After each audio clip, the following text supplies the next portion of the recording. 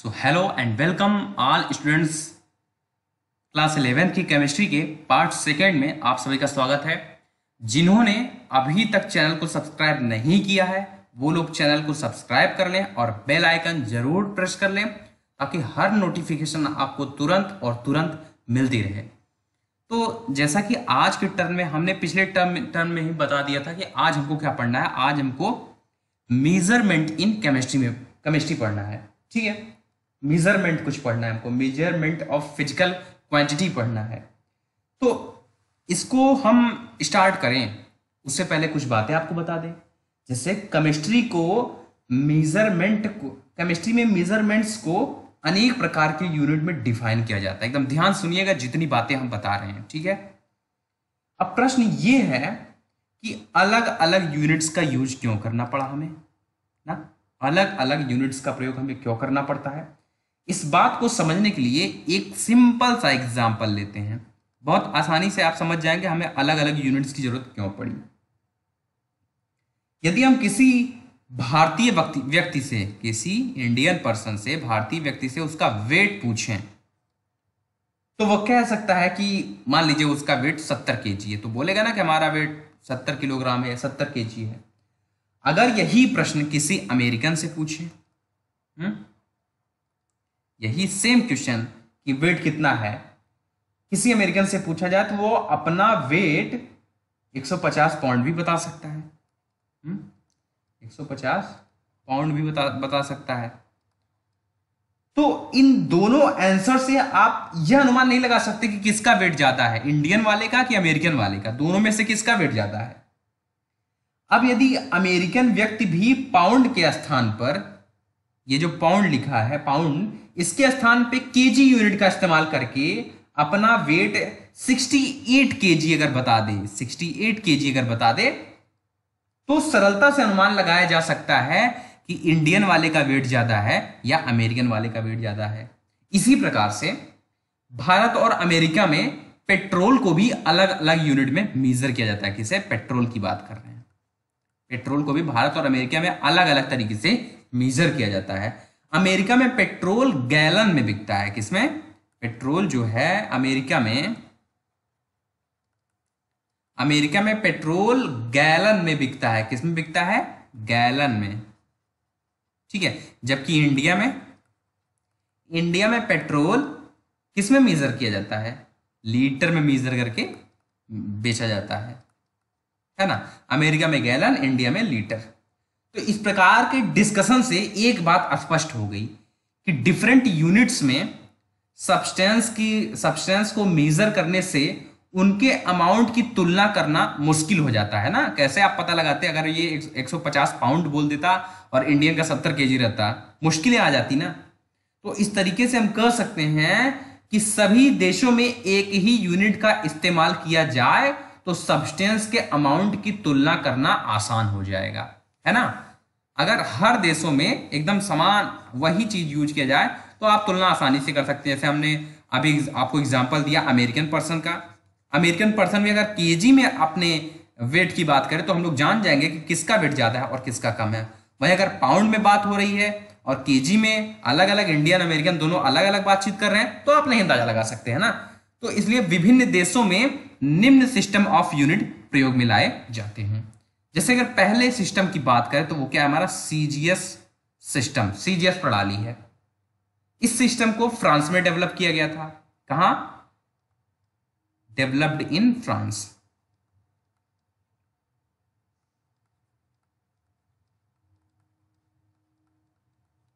है ना।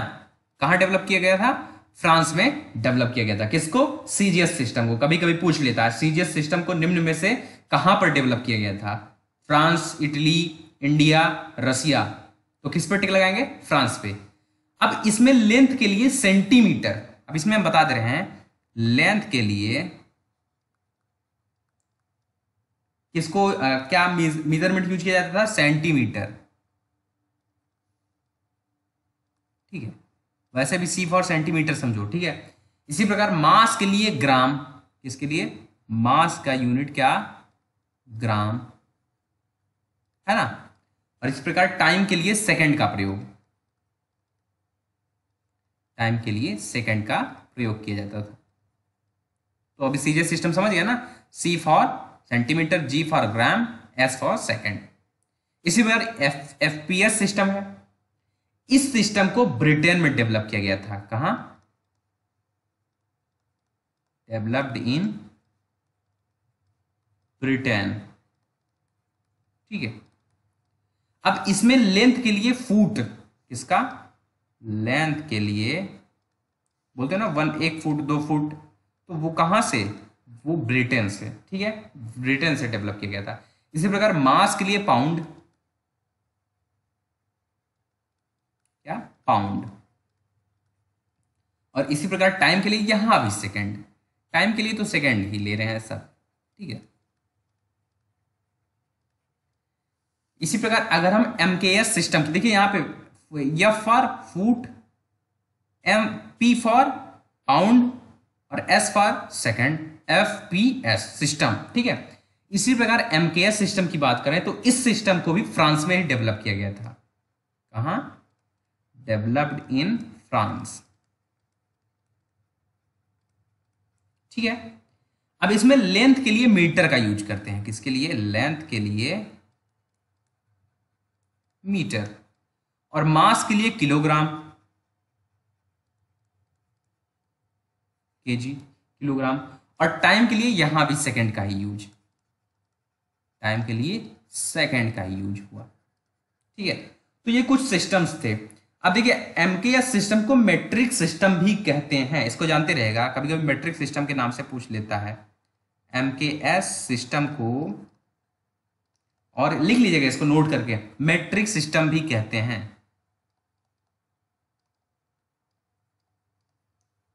ठीक है।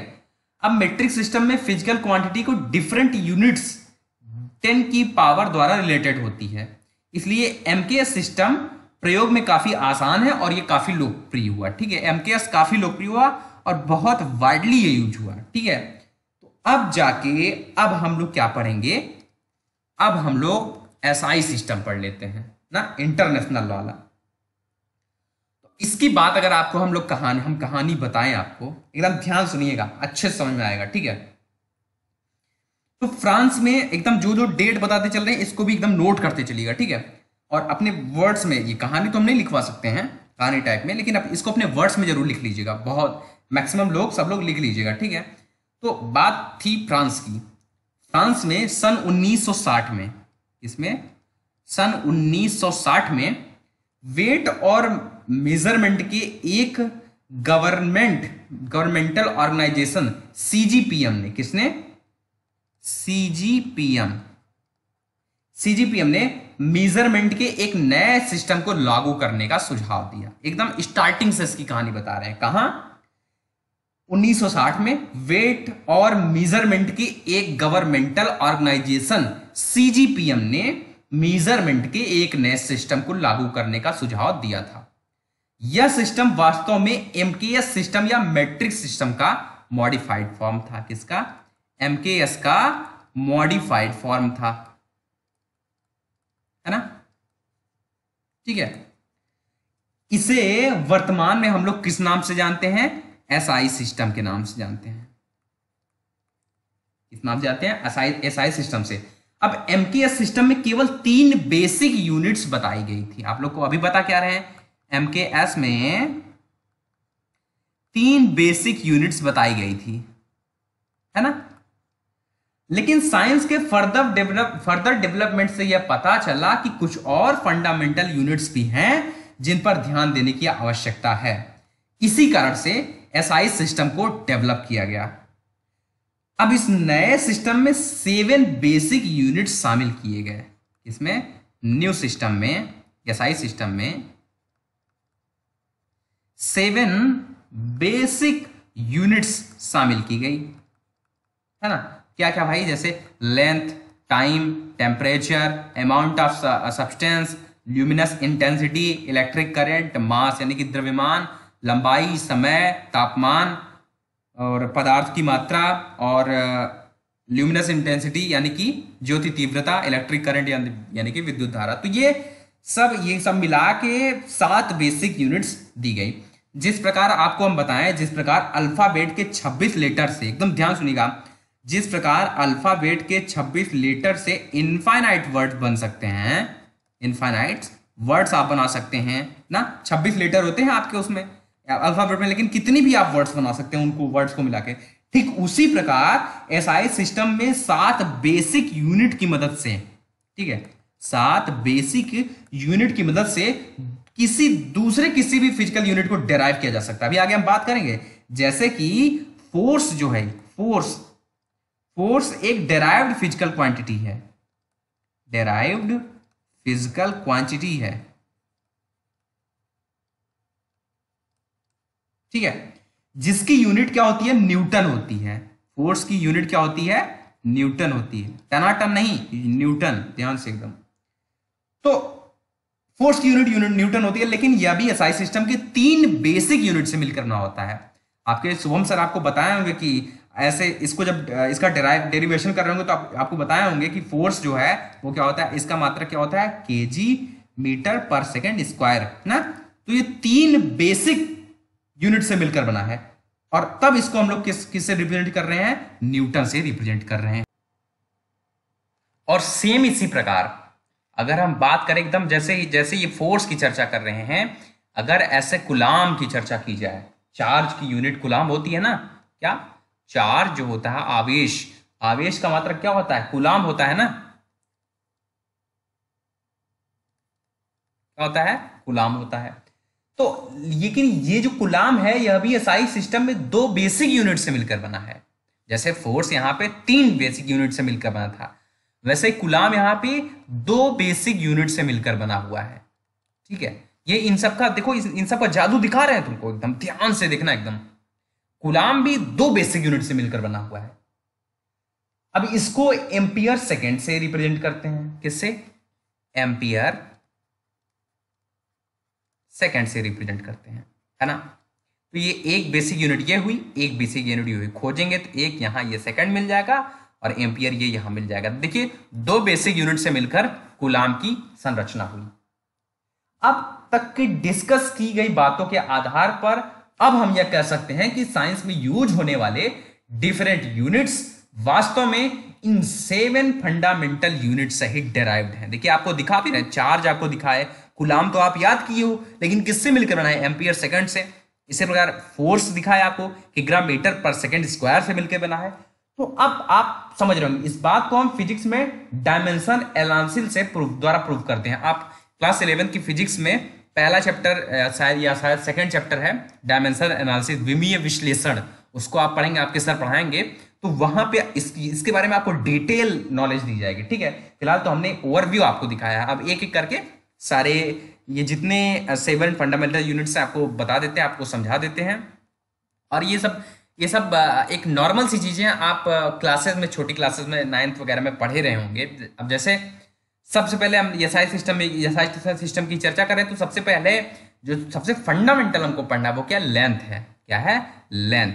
अब लेंथ एसआई सिस्टम की एक फंडामेंटल फिजिकल क्वांटिटी है। क्या है, फंडामेंटल फिजिकल क्वांटिटी है, जिसकी यूनिट क्या होती है, मीटर होती है। लेंथ मतलब लंबाई की बात कर रहे हैं। इसकी यूनिट क्या हमने बताया, इसकी यूनिट हमने कहा मीटर होती है। अगर हमें 1 मीटर को डिफाइन करना हो, 1 मीटर को डिफाइन करना हो, क्लास 9th में रहा होगा, फिर भी अगर 1 मीटर को डिफाइन करना हो तो किस प्रकार से डिफाइन किया जाता है, तो एकदम ध्यान से देखना, इसको लिखते भी चलना जो लिखवा रहे हैं, ठीक है। वैक्यूम में लाइट द्वारा, क्या, वैक्यूम यानी कि निर्वात की बात कर रहे हैं हम, वैक्यूम में इसके द्वारा, लाइट द्वारा, ठीक है, वैक्यूम में लाइट द्वारा 1/29,97,92,458, एकदम ध्यान से, 29 क्या करोड़ 97,92,458 सेकंड में चली गई दूरी को, सेकंड में चली गई दूरी को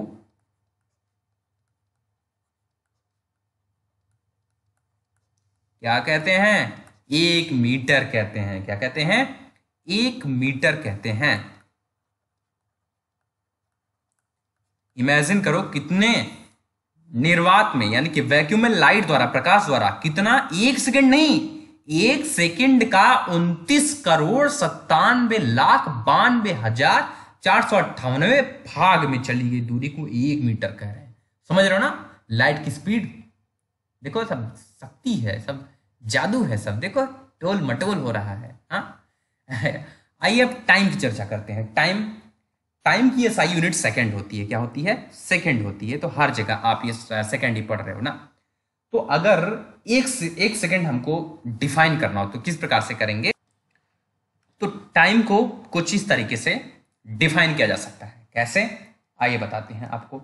सीजियम एटम का नाम सुने हो? सीजियम, क्या सीजियम एटम का नाम सुने ही होगे, क्योंकि एक बार पढ़ तो चुके ही होगे टाइम के बारे में। तो सीजियम 133, सीजियम 133 एटम द्वारा इमिट होने वाले एक विशेष प्रकार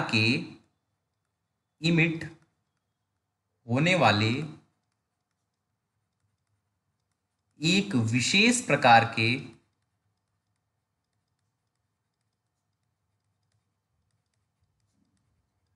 है ना, रेडिएशन के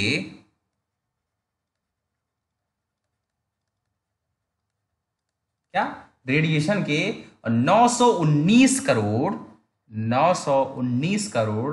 26,31,770 या 9,19,26,31,770 टाइम पीरियड के ड्यूरेशन को 1 सेकंड कहते हैं। टाइम पीरियड के ड्यूरेशन को 1 सेकंड कहते हैं। अगर इसे याद करने में कुछ कठिनाई होगी, इसको याद करने में कुछ कठिनाई होगी तो इसको समझ लेना कि ये एक मोबाइल नंबर है, 9192637070। ऐसे याद कर लो, याद हो जाएगा, है ना। बहुत आसानी से याद हो जाएगा, 9192637070। एक बार मोबाइल नंबर सोच लोगे तो याद हो जाएगा एकदम। मोबाइल नंबर ऐसे ही याद ही कर लेना, ठीक है। इसको ज़्यादा दिमाग माथा पच्ची मत करना। अगर आपको बताएं, अभी हम लोग एटॉमिक स्ट्रक्चर नाम का एक चैप्टर पढ़ेंगे, यहाँ पे बताते हैं, ठीक है, यहाँ पे बता रहे हैं, ठीक है। अभी हम लोग एटॉमिक स्ट्रक्चर चैप्टर पढ़ेंगे, उसमें किसी विशेष फ्रीक्वेंसी के रेडिएशन एनर्जी क्या पढ़ेंगे वहां पे, कि किसी, एकदम ध्यान सुनना, किसी, वैसे तो पढ़ेंगे तो वहां, लेकिन यहाँ हल्का सा ओवरव्यू दे रहे हैं कि किसी विशेष फ्रीक्वेंसी के रेडिएशन एनर्जी से सीजियम 133 एटम के इलेक्ट्रॉन्स एक्साइटेड होकर हायर सेल में जंप कर जाते हैं और 10⁻⁻8 सेकंड में ही अपनी ओरिजिनल सेल से वापस हो जाते हैं, रिटर्न हो जाते हैं, ठीक है। अब इस दौरान जिस पार्टिकुलर, जैसे ऐसे है तो इस वाले से इस वाले में पहुंच जाते हैं, ठीक है। तो ऐसे में क्या होता है कि ये जो हमारा, जैसे ओरिजिनल सेल में जब वापस लौट आते हैं तो इस दौरान जिस पार्टिकुलर लाइट एनर्जी को एब्जॉर्व करके इलेक्ट्रॉन ने जंप किया था from higher energy level to lower energy level, ठीक है, जंप किया था, या लोअर एनर्जी लेवल एक्साइटेड होकर कहां जाते हैं, हायर शेल में जंप कर जाते हैं ना। तो इस दौरान जिस भी पार्टिकुलर लाइट एनर्जी को एब्जॉर्ब करके इलेक्ट्रॉन ने जंप किया था, उसे अब वे लाइट इमिट कर देंगे, ठीक है। तो इस प्रकार से हम जानते हैं कि लाइट या रेडिएशन का नेचर वेव जैसा होता है। एक वेवलेंथ को पूरा करने के लिए लाइट को जितना समय लगता है, क्या, एक वेवलेंथ को पूरा करने के लिए लाइट को जितना समय लगता है उसे ही हम लोग टाइम पीरियड कहते हैं। अब यहीं पे बता दे रहे हैं, सीजियम 133 एटम द्वारा इमिट होने वाले एक विशेष फ्रीक्वेंसी के रेडिएशन के, अब बस यही समझो कि 919 करोड़ 26 लाख 31,770 टाइम पीरियड के ड्यूरेशन को 1 सेकंड कहते हैं। हमने बताया इसको याद करने का तरीका, मोबाइल नंबर समझ लो, याद हो जाएगा, ठीक है। इसी प्रकार अगर मास की चर्चा करें तो मास की एसआई यूनिट किग्रा होती है, केजी होती है, ठीक है। अब मास की फंडामेंटल यूनिट तो आप केजी जान रहे हो, इसे नेचुरल कांस्टेंट के रूप में निर्धारित नहीं किया गया है। इसको फ्रांस के बता दे रहे हैं, फ्रांस के, अब इसमें क्या होता है ना, इसको फ्रांस के इंटरनेशनल, हाँ, international bureau of weight and measure, bureau of weight and measure में रखे गए एक प्लेटिनम इरिडियम के ब्लॉक के, किसके, प्लेटिनम इरिडियम के ब्लॉक के, इरिडियम के ब्लॉक के, प्लेटिनम इरिडियम के ब्लॉक के मास को आधार मानकर, किसको, मास को, द्रव्यमान को आधार मानकर डिफाइन किया जाता है। इसे किलोग्राम का इंटरनेशनल प्रोटोटाइप भी कहते हैं। सामान्य तौर पर इसको जानते रहेगा, जो आप बता रहे हैं नोट करके लिख लीजिएगा ऐसे, ठीक है। क्या लिखना है, सामान्य तौर पर 3.98, इसको ऐसे लिखिएगा जो बोल रहे हैं, सामान्य तौर पर, वीडियो पॉज कर करके, ठीक है। सामान्य तौर पर, जगह नहीं तो हम ही लिख देते, सामान्य तौर पर 3.98 डिग्री सेल्सियस पर क्या रखे गए 3.98 डिग्री सेल्सियस पर रखे गए, है ना, 1000 सेमी क्यूब वाटर के मास को,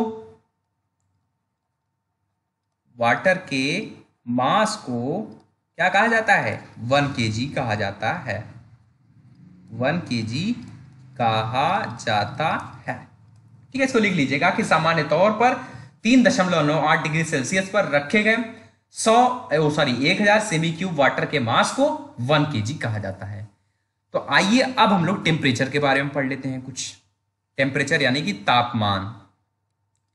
तो टेम्परेचर का एसआई यूनिट केल्विन होता है। क्या होता है, केल्विन होता है।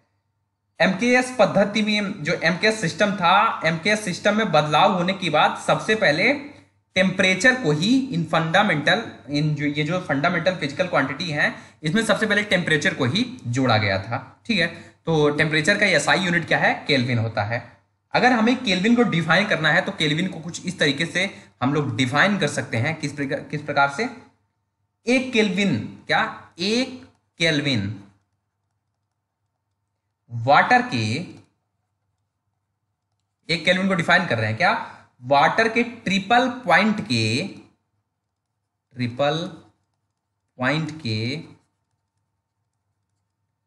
टेम्परेचर का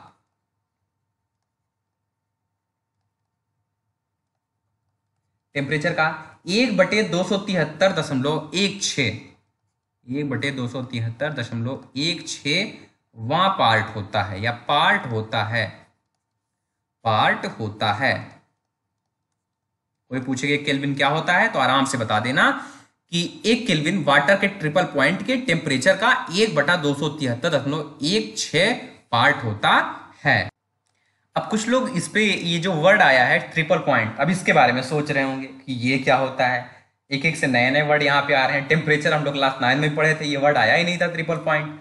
तो ट्रिपल पॉइंट ऑफ वाटर जो होता है, एकदम ध्यान से देखना, ट्रिपल पॉइंट ऑफ वाटर, ये क्या होता है, ट्रिपल पॉइंट ऑफ वाटर एक विशेष टेम्परेचर और प्रेशर पर मिलने वाली कंडीशन है। एक कंडीशन है, ठीक है।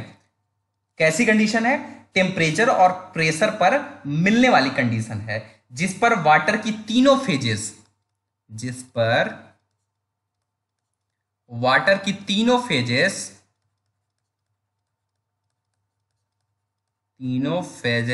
अब तीनों फेजेस कहने का मतलब सॉलिड, लिक्विड, गैस, तीनों फेजेस, ठीक है, एक थर्मोडायनामिकल इक्विलिब्रियम में कोएग्जिस्ट करते हैं।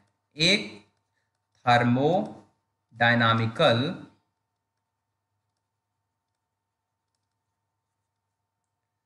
थर्मोडायनामिकल इक्विलिब्रियम में कोएग्जिस्ट करते हैं, ठीक है। में कोएग्जिस्ट करते हैं। वाटर की तीनों फेजेस, सॉलिड लिक्विड गैस तीनों की बात कर रहे हैं। वास्तव में एक विशेष टेम्परेचर जो कि 0.01, इसको कहां कहां बताएं, कहां कहां तुम लोग लिखो भाई, बोल दे रहे हैं।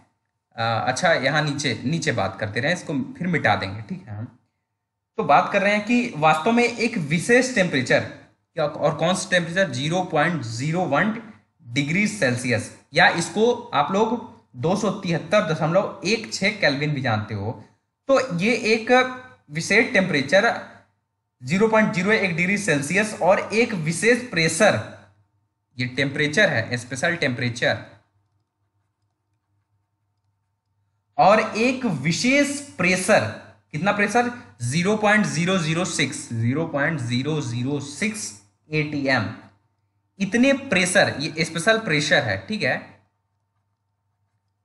स्पेशल प्रेशर है, इसको भी लिखना है, स्पेशल प्रेशर है, पर वाटर की तीनों फेजेस इस पर स्पेशल टेम्परेचर यानी कि 0.01 डिग्री सेल्सियस पे और 0.006 एटीएम इतने स्पेशल प्रेशर पर तीनों फेजेस, चाहे सॉलिड हो, चाहे लिक्विड हो, चाहे गैस हो, कोएग्जिस्ट करती हैं, जिसे ही ट्रिपल पॉइंट ऑफ वाटर कहा जाता है। अभी समझोगे ना, इसी पे तीनों फेजेस कोएग्जिस्ट करती हैं, और इसीलिए अब, और इसी को ही हम लोग किस नाम से जानते हैं, ट्रिपल पॉइंट ऑफ वाटर। तो अब डिफिनेशन देखो कि 1 केल्विन वाटर के ट्रिपल पॉइंट के टेम्परेचर का 1/273.16 यानी कि 1/273.16 पार्ट होता है।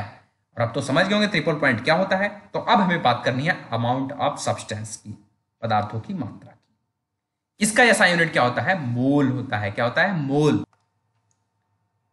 तो इसमें केवल इतना ही जानिए, इसको तो अभी हम आपको डिटेल में बताएंगे आगे चैप्टर में। इसको हम मोल के बारे में एकदम डिटेल चर्चा करेंगे, इस पे आपको न्यूमेरिकल्स भी लगवाएंगे। इसलिए यहां पे केवल इतना जान लीजिए कि एक मोल में किसी सब्सटेंस के उतने ही एटम होते हैं, ऐसा लिख लीजिए, एक मोल में किसी सब्सटेंस के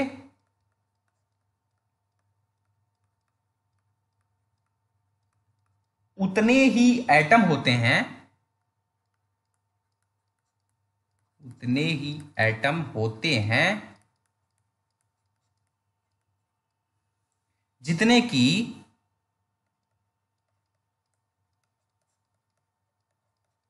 की कार्बन 12 के 12 ग्राम में होते हैं, कार्बन 12 के 12 ग्राम में होते हैं।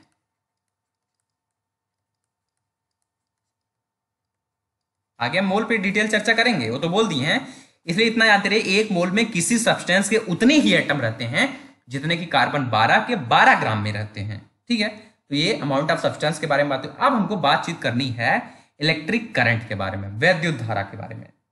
अब इसकी एसआई यूनिट एम्पियर होता है। इसको किस प्रकार से डिफाइन किया जाएगा, पहले इसको मिटा लें, ठीक है। इसको वैद्युत धारा को क्लास 10 में पढ़े थे कि नहीं पढ़े थे, जो पढ़ाओ, रूम में बैठे बैठे हाथ उठाओ ना। तो इलेक्ट्रिक करंट, इसकी एसआई यूनिट क्या होती है, एम्पियर होती है। तो एक एम्पियर को कैसे डिफाइन किया जाएगा, एम्पियर की बात करें ना, इलेक्ट्रिक करंट तो V बराबर आई बराबर V/R करके डिफाइन कर सकते हो।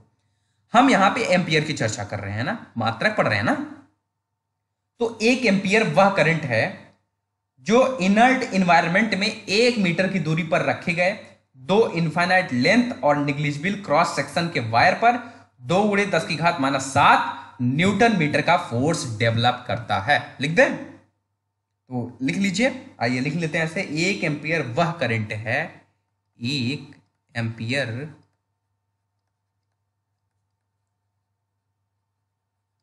वह करंट है जो इनर्ट इन्वायरमेंट में, जो इनर्ट एनवायरनमेंट में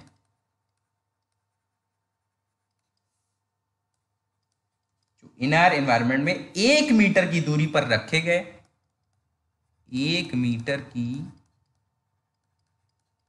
दूरी पर रखे गए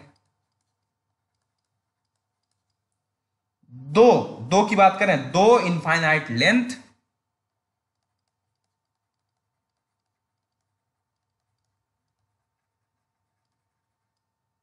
और निग्लिजिबल क्रॉस सेक्शन के वायर पर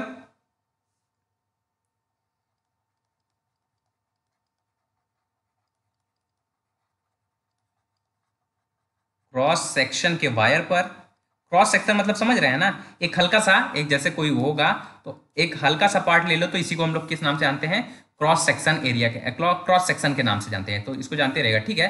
तो 1 एम्पियर वह करंट है जो इनर्ट एनवायरमेंट में 1 मीटर की दूरी पर रखे गए दो इनफाइनाइट लेंथ और निग्लिजिबल क्रॉस सेक्शन के वायर पर, क्रॉस सेक्शन के वायर पर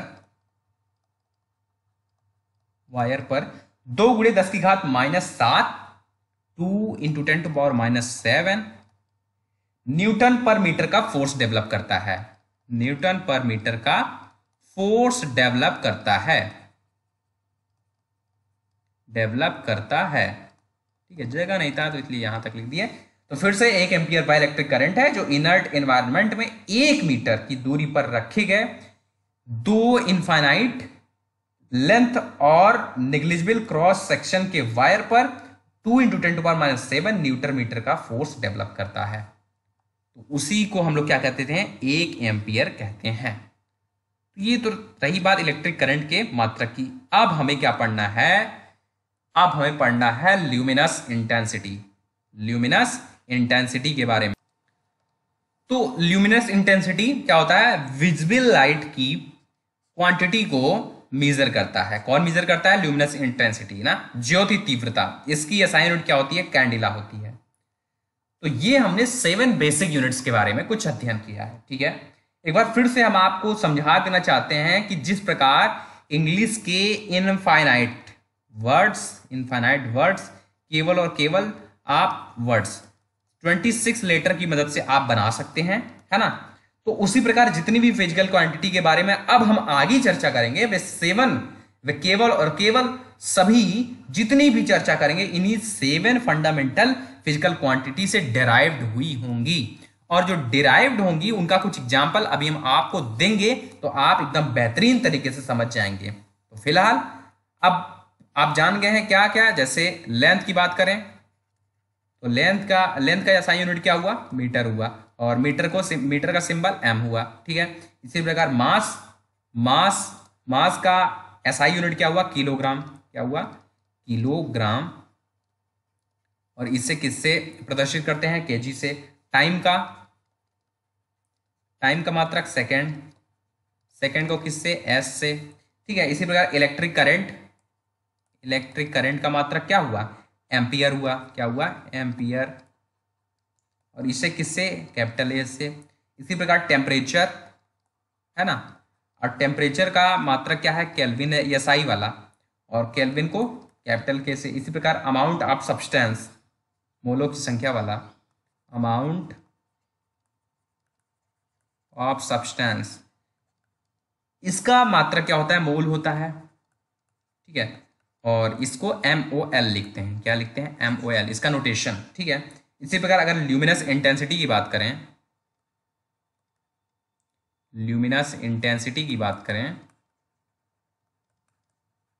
तो इसका मात्रक क्या होता है, कैंडिला होता है, क्या होता है, कैंडिला। और कैंडिला को किससे हम, इसका नोटेशन क्या होता है, CD, ऐसे लिख दीजिए, इसका मतलब कैंडिला हो गया, ठीक है। तो अब हम लोग prefix used in SI system of units के बारे में कुछ जान लेते हैं ना। इसके बारे में, prefix used in SI system of units के बारे में। तो देखिए, हम जानते हैं कि एसआई सिस्टम मेट्रिक सिस्टम का है मॉडिफाइड फॉर्म है। शुरुआत में हम बता दिए थे, जो एसआई सिस्टम है ये किसका मॉडिफाइड फॉर्म है, ये मेट्रिक सिस्टम का है ना। मेट्रिक यानी कि MKS सिस्टम है ना, इसी का मॉडिफाइड फॉर्म है। तो मेट्रिक सिस्टम में फिजिकल क्वांटिटीज की डिफरेंट यूनिट्स को 10 के पावर द्वारा रिलेट किया जाता है, ठीक है। इस बात को एसआई सिस्टम में भी लागू किया गया है। अगर हम बात करें तो एसआई सिस्टम बहुत ही आसान और उपयोगी है, लेकिन एसआई सिस्टम को स्ट्रिक्टली फॉलो करने पर कभी कभी कुछ ऐसी फिजिकल क्वांटिटी भी मिल जाती हैं हमको, या तो बहुत बड़ी होती हैं या फिर बहुत छोटी होती हैं। जैसे वॉल्यूम को एसआई सिस्टम यूनिट में मीटर क्यूब में एक्सप्रेस किया जाता है। वॉल्यूम को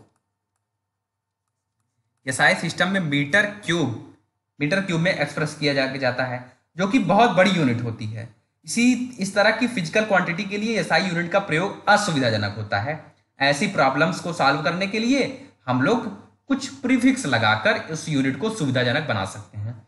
जैसे कि 1 लीटर पानी का एसआई, अगर 1 लीटर पानी का एसआई यूनिट में एक्सप्रेस करने के लिए हम लोग क्या लिखना होगा, हम लोगों को लिखना होगा 1 लीटर को 10⁻³ m³ ये लिखना पड़ेगा, लिखना होगा। यदि हम 10⁻³ m³ को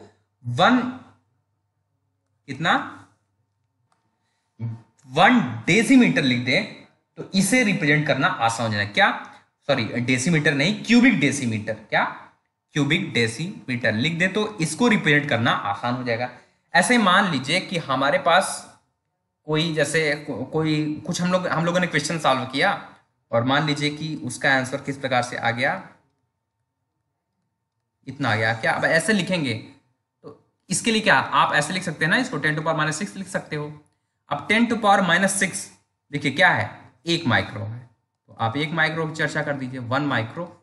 अब ये छोटा हो गया ना, तो यही हेल्प है प्रीफिक्स यूज करने पे। इसका मतलब अब प्रीफिक्स हमने क्या यूज किया, माइक्रो यूज कर दिया ना, 1 माइक्रोमीटर।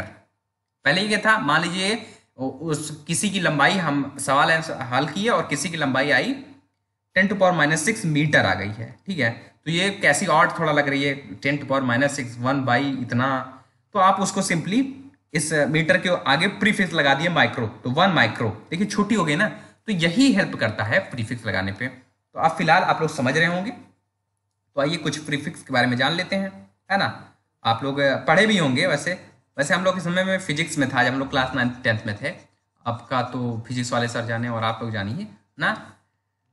तो अब देखिए आइए कुछ देख लेते हैं। ये जो फैक्टर हमने लिखा है यहाँ पे आप मल्टीपल भी लिख सकते हो, ठीक है। ये हमने फैक्टर लिखा है, यहाँ पे आप मल्टीपल भी लिख सकते हो, ठीक है। इसी प्रकार 10⁻24 के लिए हम लोग यूज कर देंगे योटा, तो इसका सिंबल क्या होता है, वाई होता है। ऐसे जैसे अभी देसी की बात की है, देसी, तो देसी 10⁻1 हो गया ना। ऐसे सेंटी की अगर बात करें तो 10⁻2। तो आप लोग इसको ये जो है अच्छे से याद कर लीजिएगा, बहुत जरूरी है प्रीफिक्स लगाना। 10⁻, ऐसे एंगस्ट्राम की चर्चा भी आगे होगी, मेगा की चर्चा होगी, गीगा की चर्चा होगी। तो आप लोग इसको कभी कभी इंटर कन्वर्जन करने को आ जाता है एग्जाम्स में, ऑब्जेक्टिव क्वेश्चंस में आ जाता है कि इसको इसमें कन्वर्ट कीजिए ना। अगर दे देगा कि 10⁻6 माइक्रोमीटर को मीटर में चेंज कीजिए, ठीक है, माइक्रोन को मीटर में चेंज कीजिए, तो ऐसे दे देगा 1000 हमारे पास मीटर दिया हुआ है, इसको माइक्रोन में चेंज कीजिए, सॉरी माइक्रोमीटर में चेंज कीजिए। तो इस प्रकार से बस प्रीफिक्स लगाते हुए उतने का गुणा उतने का भाग करते हुए जाना है, ठीक है। तो ये किसकी बात थी, ये हमने प्रीफिक्स लगाने के बारे में हमने चर्चा की है। इसका अब यहाँ पे न्यूमेरिकल बताने का कोई औचित्य नहीं बनता है, क्योंकि सिंपली ये डायरेक्ट ऐसे यूज हो जाएंगे ना।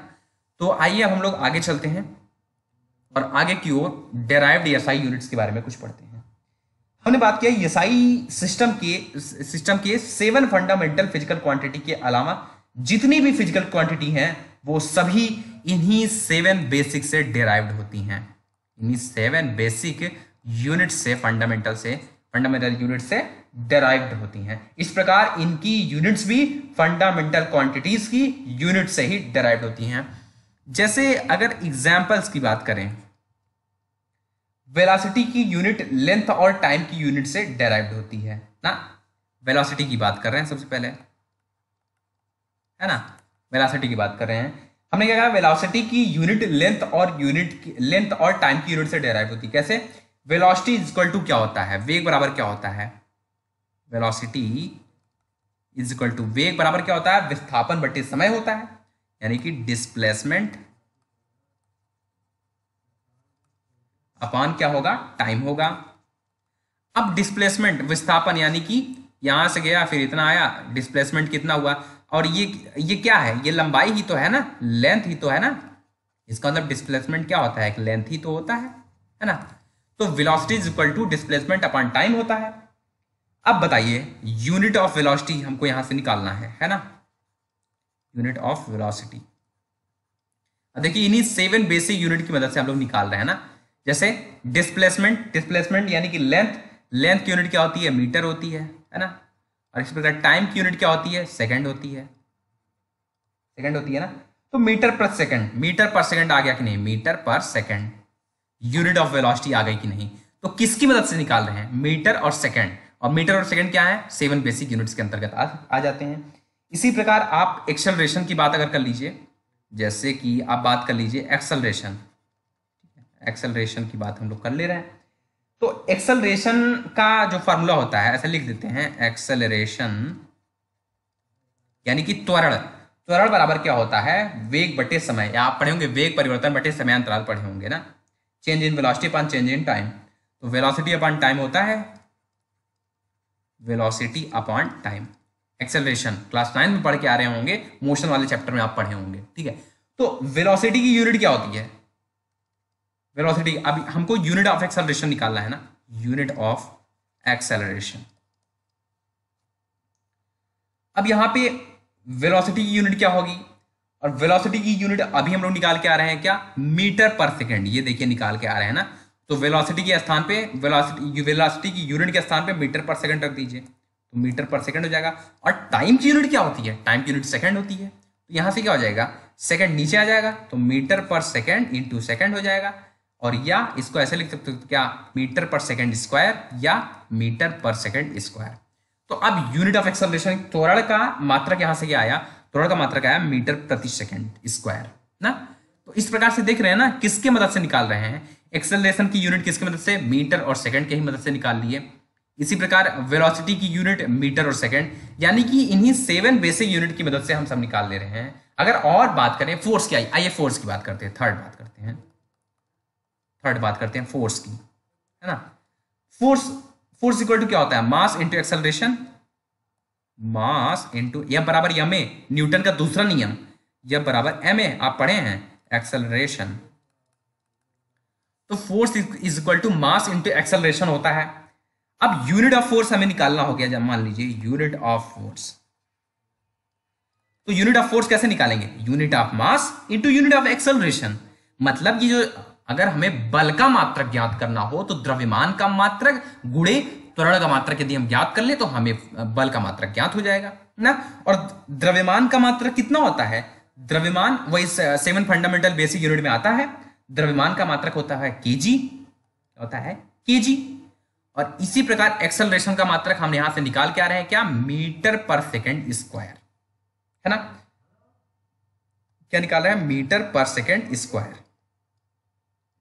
तो अब इसको हम लोग क्या लिख सकते हैं, किग्रा मीटर पर सेकंड स्क्वायर, और इसी को आप लोग न्यूटन के नाम से जानते हो ना। तो देखो पूरा सब कुछ किसकी मदद से डिराइव हो जा रहा है, 7 बेसिक यूनिट की मदद से डिराइव हो जा रहा है।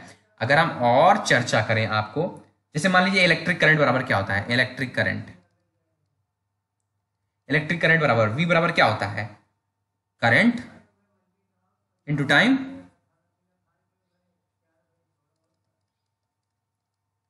है ना। Q बराबर IT होता है ना, इलेक्ट्रिक करंट बराबर क्या होता है, करंट इंटू टाइम। तो अगर यूनिट ऑफ इलेक्ट्रिक करंट हमको फाइंड करना हो, यूनिट ऑफ इलेक्ट्रिक करंट, यानी कि विद्युत धारा का मात्रक हमें प्राप्त करना हो, तो धारा गुणे समय होता है, ये क्या है, धारा है ना, और गुणे समय। तो धारा का मात्रक और समय के मात्रक को आपस में मल्टीप्लाई कर दे तो हमें पता चल जाएगा। अब विद्युत धारा का मात्रक हम लोग देखिए यहां से पढ़ के आ रहे हैं, देखिए इलेक्ट्रिक करंट यहां पे एम्पियर है ना, तो इसी प्रकार बस यहां पे विद्युत धारा यानी कि करंट के स्थान पे किसका क्या हो जाएगा, एम्पियर हो जाएगा। क्या हो जाएगा, एम्पियर गुणे टाइम का मात्रक क्या होता है, सेकंड होता है, तो एम्पियर इंटू सेकंड हो जाएगा, है ना। इसका मतलब करंट का मात्रक, यूनिट ऑफ करंट कितना आया, यूनिट ऑफ करंट आया एम्पियर सेकंड। क्या आया, एम्पियर सेकंड आया, ठीक है। और वैसे क्या जानते हो, कूलाम जाते हो, Q बराबर IT से जानते हो ना, कूलाम। तो ये आप इसका मतलब जान गए हो, डिराइव्ड SI यूनिट की कुछ, जैसे velocity, acceleration, force, electric current, तो ये सब क्या है, ये सब एक डिराइव्ड फिजिकल क्वांटिटी है ना। इनको हम इन 7 बेसिक यूनिट की मदद से डिराइव करते हैं। तो एक आप लोग फंडामेंटल यूनिट भी पढ़ लिए और डिराइव्ड SI यूनिट भी पढ़ लिए। अब आइए आगे चलते हैं हम लोग, आगे क्या पढ़ना है हम लोगों को, आगे सम यूजुअल पॉइंट्स हम लोग देख लेते हैं यहां पर। तो इसमें हम लोग क्या देखेंगे, some general rules for writing the unit of different physical quantity. विभिन्न प्रकार की फिजिकल क्वांटिटी को लिखने के लिए कुछ जनरल रूल बनाए गए हैं, उनके बारे में हम यहाँ पर ध्यान से गौरपूर्वक देखेंगे। जैसे अगर पहले रूल की बात करें तो यूनिट को प्लूरल में नहीं लिखना चाहिए। क्या? यूनिट को प्लूरल में नहीं लिखना चाहिए, नहीं लिखना चाहिए, है ना। ये ऐसा नहीं कि आपको एग्जाम में पूछेगा कि some general rule of writing the unit. ये जब जैसे हम लोग केमिस्ट्री स्टार्ट कर रहे हैं तो अंदर कोई गलती हमसे ना हो, मिस्टेक ना हो कि कहीं मात्रक लिखने की गलती हो गई, कहीं किसी का मात्रक नहीं पता है, कहीं हमको इंटर कन्वर्जन ही नहीं पता है कि माइक्रोमीटर में कैसे चेंज करेंगे, मीटर में, हेक्टो में कैसे चेंज करेंगे। तो ये सारी बात इसलिए पहले से, कहीं सॉलिड लिक्विड गैस के बारे में आ गया तो उसकी डिफिनेशन क्या होती है, तो ये सब थोड़ा इसलिए बताते चल रहे हैं कि आप एक प्रकार समझो आपका नाइन्थ वगैरह सब रिवीजन कर दे रहे हैं, ठीक है। तो यूनिट को प्लूरल में नहीं लिखना चाहिए। जैसे अब हमको 18 सेमी लिखना हुआ तो इस प्रकार से लिखेंगे, 18 सेमी, इस प्रकार से लिखेंगे। ऐसा नहीं है कि अब आप मन में ठान लो कि एक से, आप पढ़े हो कि एक से ज़्यादा जो हो जाता है वो प्लूरल हो जाता है। अब 18 सेमी हो गया है तो चले इसको 18 सेमी ऐसे एस भी लगा दें, ये गलत हो जाएगा। इस प्रकार से लिखना है 18 सेंटीमीटर। और सेकंड आपकी चर्चा करेगा तो यूनिट के अंत में फुल स्टॉप नहीं लगाना चाहिए, यूनिट के अंत में फुल स्टॉप नहीं लगाना चाहिए, नहीं लगाना चाहिए, है ना। जैसे अगर एग्जाम्पल की बात करें तो 50, जैसे हमको 18 kg लिखना हो गया तो 18 kg इस प्रकार से लिखेंगे। ऐसा नहीं कर देंगे 18 kg, फिर चूंकि शॉर्ट फॉर्म लिख रहे हैं इसलिए बिंदी लगा देंगे, ऐसा नहीं है, ये हमारा गलत हो जाएगा। ऐसे लिखना है 18 kg ऐसे लिख देना है, ठीक है। और थर्ड हमारा रूल क्या है कि यूनिट के सिंबल को स्मॉल लेटर में लिखना चाहिए। यूनिट के लेटर को या यूनिट के सिंबल को बात कर दी, यूनिट के सिंबल को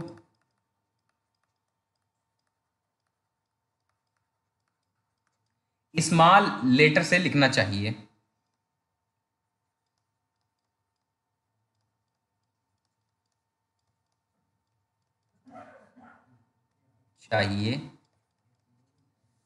लेकिन किसी यूनिट का सिंबल,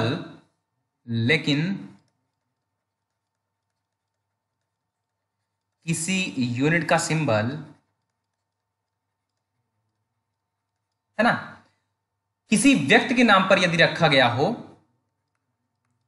किसी व्यक्ति के नाम पर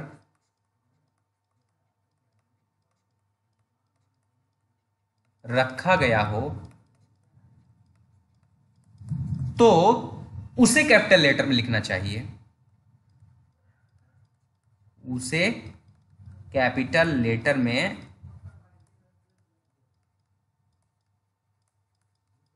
लिखना चाहिए, है ना। जैसे अगर एग्जाम्पल्स की बात करें हम लोग, मीटर को, जैसे मीटर के स्थान पे हमको लिखना है, इसका सिंबल किस प्रकार से लिखेंगे, इसका सिंबल ऐसे सिंपली स्मॉल एम लिख देते हैं। अगर सेकंड का हमको सिंबल लिखना है, सेकंड के लिए स्मॉल एस यूज कर देते हैं। क्यों? क्योंकि हमने बताया यूनिट के सिंबल को स्मॉल लेटर से लिखना चाहिए। लेकिन अगर वही यूनिट जो है किसी वैज्ञानिक के नाम पे हो ना, अब वैज्ञानिक के नाम पे यूनिट्स और सिंबल कैपिटल लेटर में लिखे जाते हैं। जैसे जूल है ना, जूल वैज्ञानिक थे, है ना, तो वहां पे कैपिटल जे लिखेंगे, ठीक है। इसी प्रकार जैसे हर्ट्ज, ये भी वैज्ञानिक थे, तो इनके जब ये इनका नोटेशन लिखेंगे तो कैपिटल एच जेड इस प्रकार से लिखेंगे, इसलिए ये नियम जानते रहिएगा। ऐसे फोर्थ रूल है, जैसे प्रीफिक्स और यूनिट के सिंबल के बीच कोई स्थान नहीं होना चाहिए, प्रीफिक्स और यूनिट के बीच कोई स्थान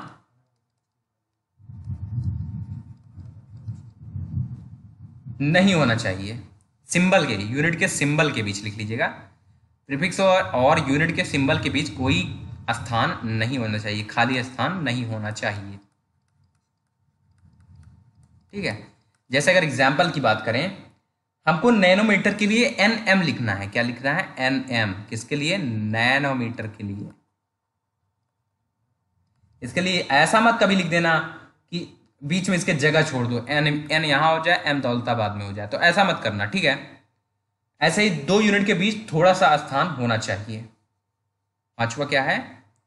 2 यूनिट के बीच थोड़ा स्थान होना चाहिए। थोड़ा स्थान होना चाहिए, है ना। जैसे अगर एग्जाम्पल की बात करें तो केजी, अब थोड़ा सा स्थान छोड़ दीजिए, मीटर, अब जाके पर सेकंड स्क्वायर। ऐसा नहीं है कि केजी बस इसी में बस साथ में एम तब मीटर स्क्वायर, ऐसा नहीं। बीच में ये जो स्पेस हमने छोड़ा है इसको छोड़ना पड़ेगा ना। ये कुछ सामान्य से जनरल से रूल थे। आइए आगे बढ़ते हैं।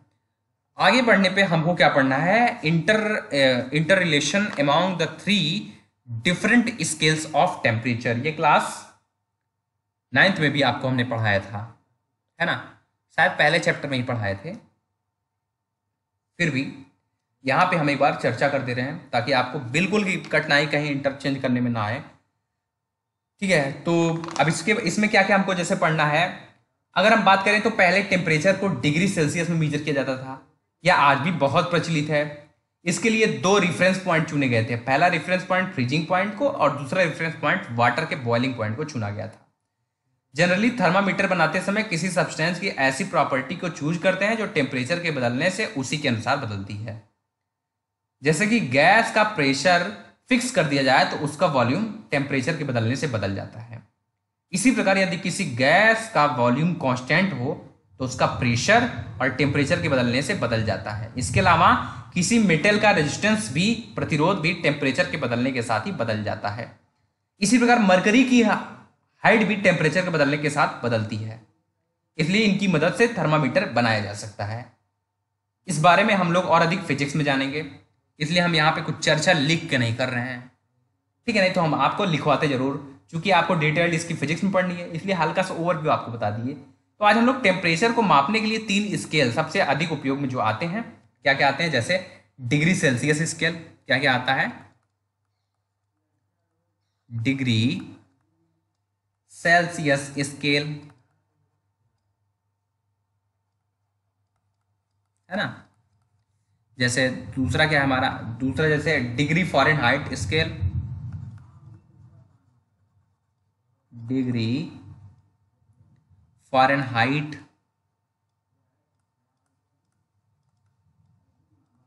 स्केल, है ना। इसी प्रकार केल्विन स्केल, थर्ड हमारा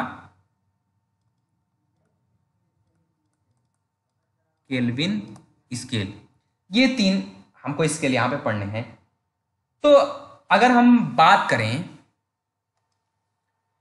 कि डिग्री सेल्सियस, डिग्री फ़ारेनहाइट और केल्विन स्केल में आपस में क्या रिलेशन होते हैं, जो कि हमें इसे समझना बहुत बहुत बहुत जरूरी है। वैसे तो अगर हमको देखा जाए तो हम क्लास 9 में समझाए थे, लेकिन हम क्लास 11th में स्टार्टिंग में रिवीजन क्यों कर रहे हैं? ताकि जो नए पुराने सभी छात्र हैं सबको आ जाए, ठीक है। तो degree inter relation among the 3 different scales of temperature में फर्स्ट हम लोग क्या देखेंगे? फर्स्ट आइए देखते हैं degree Fahrenheit temperature related to degree Celsius scale. क्या? Degree Fahrenheit temperature related to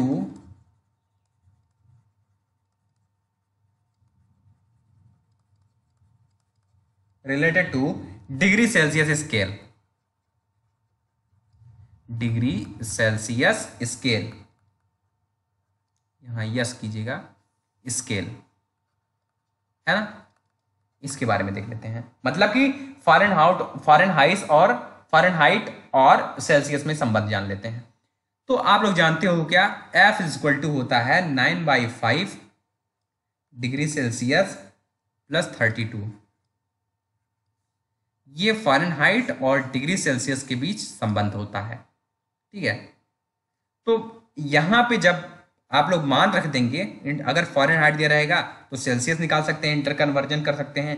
अगर सेल्सियस दिया रहेगा तो फ़ारेनहाइट में कन्वर्जन कर सकते हैं। इसके न्यूमेरिकल की चर्चा यहाँ पे बहुत अधिक नहीं करनी है, क्योंकि आप लोग न्यूमेरिकल सब पढ़ के आ रहे हैं। आपको केवल हम बता रहे हैं ना, बस रिवीजन कराते जा रहे हैं। ऐसे ही अगर हम केल्विन टेम्परेचर की बात करें, kelvin temperature related to degree Celsius scale, related to degree Celsius scale, degree Celsius scale है ना, तो इसमें एक क्या रिलेशन होता है, K इज इक्वल टू होता है डिग्री सेल्सियस प्लस 273.15। यहां पे आप मान पुट करके दोनों को इंटरचेंज कर सकते हैं। तो आइए आपको कुछ इंटरेस्टिंग फैक्ट आपको हम बता देते हैं ना, कुछ बहुत ही मजेदार फैक्ट बता देते हैं, इंटरेस्टिंग फैक्ट।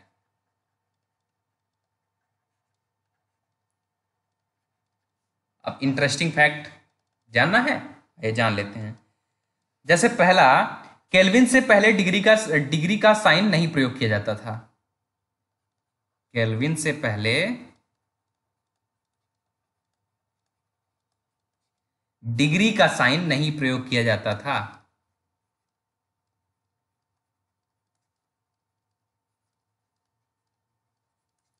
नहीं प्रयोग किया जाता था। सब मजेदार बातें हैं। दूसरा, केल्विन के साइन को कैपिटल लेटर में लिखा जाता है। ये लिखना मत तुम लोग, केल्विन के साइन को बस जानते रहना, केल्विन के साइन को कैपिटल लेटर में लिखा जाता है, लिखा जाता है। ठीक है। इसी प्रकार अगर थर्ड चर्चा करें हम, तो केल्विन स्केल टेम्परेचर मेजरमेंट के लिए सबसे बेहतर स्केल माना जाता है। इसमें टेम्परेचर की निगेटिव वैल्यू नहीं होती है।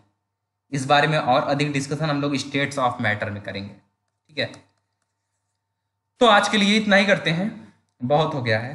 हम जान रहे हैं आप लोग और अधिक पढ़ाएंगे तो बोर होने लगेंगे, शायद होने भी लगे होंगे, लेकिन कोई बात नहीं। विद्यालय जल्दी खुले, कोरोना जाए, हम लोग क्लास में बैठकर साथ में मजे लेते हुए, जोक सुनते हुए, शायरी सुनते हुए पढ़ें, है ना। तो चलिए आज के लिए इतना ही करते हैं। तब तक के लिए जिन्होंने अभी तक चैनल को सब्सक्राइब नहीं किया है वो लोग फटाफट चैनल को सब्सक्राइब कर लें, और खटाखट आप लोग नोट्स को बनाइए, जल्दी से व्हाट्सएप ग्रुप में भेजिए, जिससे हम देखें, हम खुश हों और हम और जल्दी जल्दी आपको और स्पीड में पढ़ाएं। ठीक ठीक, तब तक के लिए बाय बाय।